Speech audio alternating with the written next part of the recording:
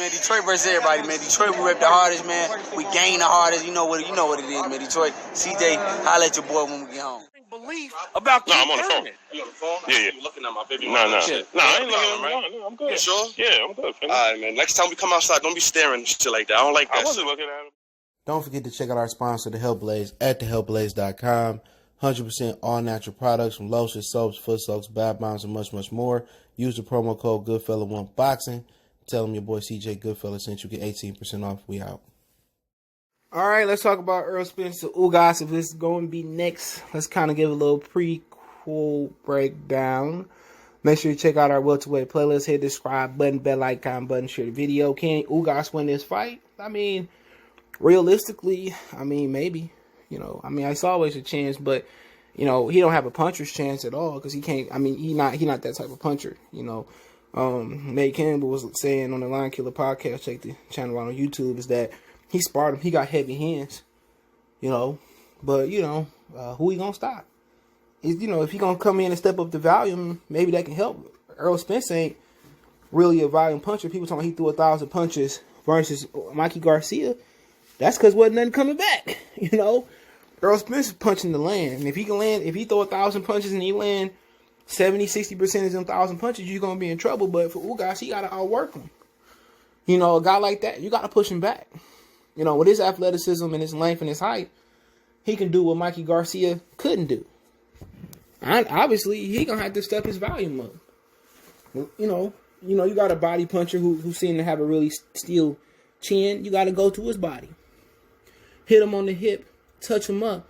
Ugas is gonna be in for the fight of his life, and he's not a volume guy. And if he's not gonna be a volume guy, then the task just got that much tougher. He got to come in.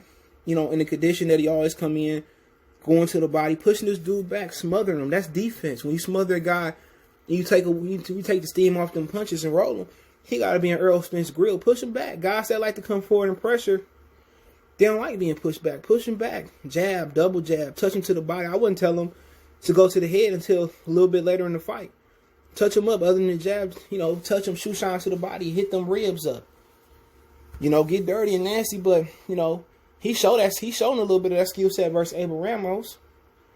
Pressure and throwing punches. He's going to have to do that for 12 rounds in 3 minutes, 36 minutes. And make it a dogfight. Make Errol find space. You seen with Sean Porter, he don't know how to really know how to operate on the inside when you pushing him back. You see how Sean was turning him, touching him to the body, and he couldn't do nothing but throw Sean on the ropes and hold Sean. With Ugas might can do that, if he can, actually perfect it. He might can do that a little better than Sean. Be in his grill, hold his arm, beat him up with the free arm. Errol Spence was getting turned by Sean Porter. It just wasn't Sean athleticism, it was Sean being crafty. Ugas can be crafty. But if Ugas come here and he gonna stand there with Errol Spence and allow Errol to push him back, and he gonna pump back down from Errol Spence, then the game plan is gonna have to change. He gonna have to take Errol jab away. There's ways to do that. Push him back, touch the body. Don't let him use a jab or counter the jab over the top. Jab with the jabber. There's a variety of ways of doing that. And if he want to jab with the jabber, that may work for him. If he going on the inside, if he want to counter Errol and box on the outside, that may work too. If he counter Errol, slide and pop and get out of there, pop shot and really pick him apart from the outside, he may be a little bit more athletic than Errol. So, that's pretty much, he going to have multiple games, but the game plan I'll just go in with, if I'm his coach, Ishmael Styles, I'm going to tell him like this. And we going to go in here and we going to take it to him. X going to give it to him. We going to give it to him. We're going to give it to him like we eat sushi, raw. We going to go in there and we looking for a war. And we looking to be the bullies. We looking to be Benny Siegel, the Broad Street bully. We looking to push him back. We looking to walk him down with the jab. He looking to touch him to the body. We looking to shoot shots to the body. We looking to dictate the pace. And can Ugas be stronger than Errol? Absolutely. But the question is, can he make up for the lack of power? Because Errol can punch a bit. Can he make up with clean, effective punching? Can he make him push Errol back? Can he double jab? Can he get dirty? Use his top to crown his head headbutt him. It's going to have to be a dirty fight. And maybe he could outbox Errol, to be honest. I don't think Errol the greatest boxer in the world, but he becomes superior and great when you allow him to dictate the landscape. When you allow him to be the landlord I was looking for and dictate and push you back and pressure you and cut the ring off, don't give a dude like that an opportunity to cut the ring off. A lot of these fighters scared to, go through their fear, and that's backing up the puncher. If you back up the puncher, I guarantee you Errol Spence ain't as powerful backing up. Especially with his stamina not being there, because he kind of drained. He looked good versus Danny fight, but he got tired again towards the end. Ugas work hard, train the right way, and he come to be in Errol Spence's face, and he just jabbing to get inside, beating Errol up. He gonna have a great chance to win this fight, but the problem is, that ain't his skill set volume. And the other problem, you ain't got volume, you can't punch. That's wrong with Sean. Sean was hurting Errol, but I think that was more about Errol not being in the greatest condition. But Sean was hurting Errol. But if Sean could punch, Sean probably be the best welterweight right now. It ain't that he can't. It's just that, with Sean, just don't know how. I would pay Mike Tyson to come in and show Sean how to really get leverage on his shots. That's what made Tyson great. Tyson knew how to get leverage. If it was versus Trevor Burbick, Larry Holmes, whoever it was against, what's my man's name? Frank Bruno. He knew how to leverage his shots. But with Ugas, just because Ugas fought a close fight with Sean and Sean fought a close fight with Earl, it don't mean this fight with Ugas is going to be close. This don't mean it's going to be I don't see Ugas being the 5-6 best welterweights out there. I'm sorry. I don't see him Manny Pacquiao, Errol Spence, Sean Porter, even though it was a close fight with Sean Porter, but it is what it is. Terrence Crawford. I don't see him being, up there with them, man. I can't remember who all in that division off top, but I just don't really see him, being a top guy. I think he right there with a guy like Kavlas. This is a dude that duck boots Putin.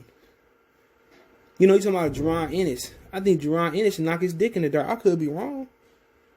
I think he better than Lipinets. Custio Clayton probably give him some. I just don't see him being the elite welterweight. I see him being down there with Danny Garcia, Sergey Lipinets. But it ain't too many elite fighters in this division. Pacquiao is still elite because they allow him to be elite. Terrence is elite. Earl is elite. Other than that, you go Sean, Ugas, Lipinets, Ennis, Virgil Ortiz, Kavalaskis, they in their own little grouping right there. I just don't see them guys being elite. Do I think Ortiz can get Ugas around? Ortiz might can get Ugas. Ugas is not a championship caliber fighter. He didn't earn that belt. Does that irk my nerves? Absolutely. Where I don't have to, I can beat Abel Ramos, and get a belt. I'm not getting disrespectful. My Blueface boys to Abel Ramos. He a prize fighter for a reason. It ain't easy to get on TV. But say that's the guy I'm gonna win, become Super WBA champion. That's bullshit. That should have ordered him and Keith, and maybe he could have got Keith. He's not on Keith level neither.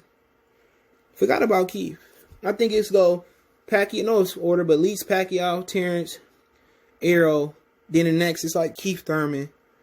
And then really it's everybody else. Then it's Sean, Lipinets, Kavalaskis, Ennis, Ugas, and those guys. This Keith Thurman is the tier 2.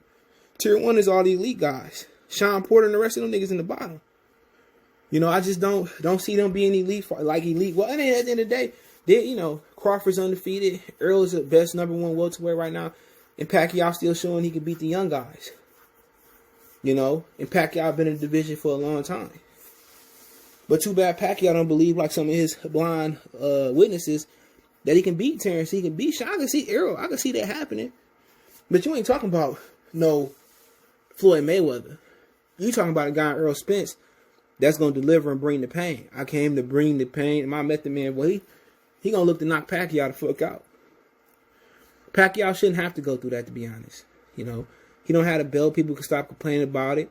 But with Earl, talking about just how he stack up with against Ishmael Salas and Ugas, really just gotta be himself. He gonna win this. He gonna win this fight on a jab alone. We're not looking for Earl to go out there and knock nobody out because that's not what he do no more. It ain't like he don't have the ability to knock guys out. It's just that Al Heyman has made him feel like he got a lot to lose in the state of boxing where, one loss. And Jamal Charlo was saying a lot of people didn't like what he said about Wilder. He did get his ass whooped, and that's just the truth about it. he did get that ass whooped by Deontay Wilder, and a lot of people don't want to accept that. But he did prove to me. I mean, Fury got whooped Deontay. Prove to me where Fury cheated. I have yet to see somebody. We can talk about speculation. Prove it to me. Call to prison. Call to jail. So I ain't mad at Jamal for saying what he had to say. That's why I'm just done. You know, people talking about Wilder getting why he throw Mark Breland under the bus, a black man, and like Nate saying, some people others say Mark Breland is the greatest U.S. amateur of all time. You know, and it's just my opinion about it. But at the same time, Errol can win this fight on the jab, fast jab and good movement. I wouldn't instruct him to go to box in this fight. I wouldn't instruct him to box. I would instruct him to go out there, pressure him, jab him. I think if he feeling froggy, he feeling dangerous. He wake up dangerous that day. He can knock Ugas out. But when you got something to lose, you ain't trying to take no chances. And that's what happened to Floyd. When Floyd had something to lose, Floyd stopped taking chances.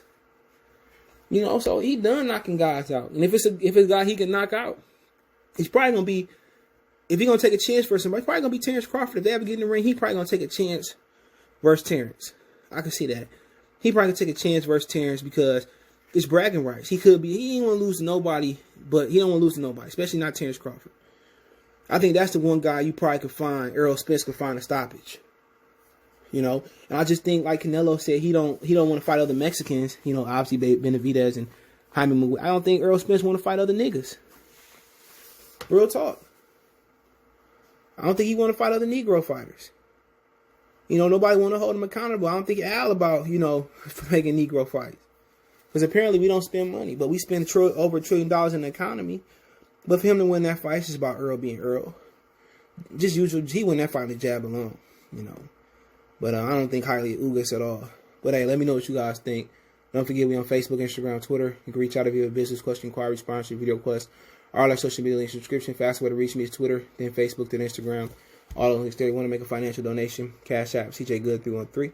That's in the description. PayPal link there as well too. Appreciate the love, support. Let me know what you think in the comment section. Check out the welterweight playlist. Other than that, y'all know what it is. One time for the one time. We'll be live later. God willing. Peace.